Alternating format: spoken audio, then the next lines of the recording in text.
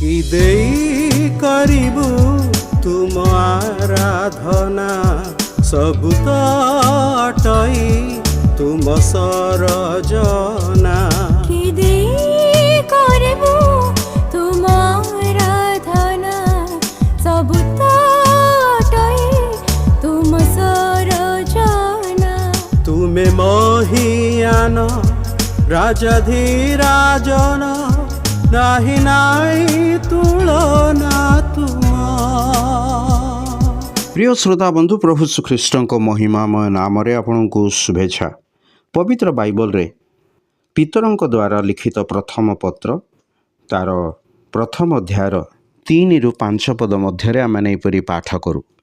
ଆମ୍ଭମାନଙ୍କ ପ୍ରଭୁ ଯୀଶୁଖ୍ରୀଷ୍ଟଙ୍କ ଈଶ୍ୱର ପିତା ଧନ୍ୟ, ସେ ମୃତମାନଙ୍କ ମଧ୍ୟରୁ ଯୀଶୁଖ୍ରୀଷ୍ଟଙ୍କ ପୁନରୁତ୍ଥାନ ଦ୍ୱାରା ଜୀବନଦାୟକ ଭରସା ପ୍ରାପ୍ତି ନିମନ୍ତେ, ଅର୍ଥାତ୍ ଯେଉଁ ଅକ୍ଷୟ ଅକଳଙ୍କିତ ଅଜର ଅଧିକାର ତୁମମାନଙ୍କ ନିମନ୍ତେ ସ୍ୱର୍ଗରେ ସଞ୍ଚିତ ହୋଇଅଛି, ତାହା ପାଇବା ନିମନ୍ତେ ଆପଣାର ମହାଦୟାରେ ଆମ୍ଭମାନଙ୍କୁ ପୁନର୍ଜନ୍ମ ଦେଇଅଛନ୍ତି।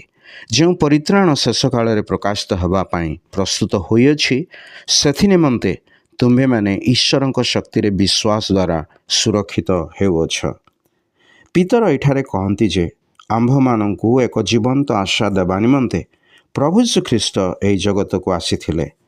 ପରମ ପିତା ଈଶ୍ୱର ଆମକୁ ଏକ ନୂତନ ଆଶା ଦେବା ନିମନ୍ତେ ଆପଣା ପୁତ୍ର ପ୍ରଭୁ ଯୀଶୁଖ୍ରୀଷ୍ଟଙ୍କୁ ଏହି ଜଗତକୁ ପ୍ରେରଣ କଲେ।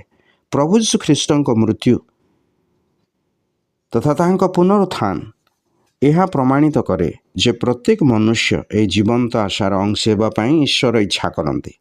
ପାପ ହେତୁ ମନୁଷ୍ୟ ଭରସାହୀନ ଅଟେ। ପାପ ହେତୁ ମନୁଷ୍ୟ ସୃଷ୍ଟିକର୍ତ୍ତା ଈଶ୍ୱରଙ୍କ ଠାରୁ ଦୂରେଇ ଯାଇଛି। ପବିତ୍ର ଈଶ୍ୱରଙ୍କ ନିକଟବର୍ତ୍ତୀ ହେବା ନିମନ୍ତେ ସମ୍ପୂର୍ଣ୍ଣ ଅଯୋଗ୍ୟ। ମନୁଷ୍ୟଠାରେ କେବଳ ଏକମାତ୍ର ଆଶା ଏହା ଥିଲା ଯେ ସେ ନିଜର ପାପ ନିମନ୍ତେ ଦିନେ ଦଣ୍ଡ ଭୋଗ କରିବ।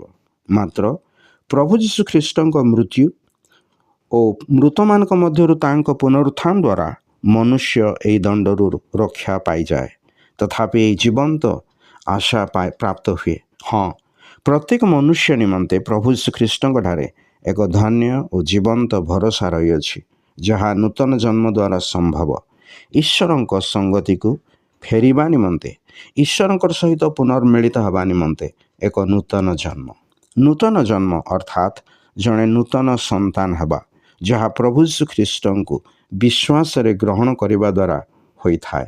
ତେବେ ଏହି ନୂତନ ଜନ୍ମର ଅନୁଭବ ପାଇବା ପାଇଁ ଓ ନୂତନ ଆଶା ପାଇବା ପାଇଁ ଈଶ୍ୱର ଆପଣଙ୍କୁ ସାହାଯ୍ୟ କରନ୍ତୁ।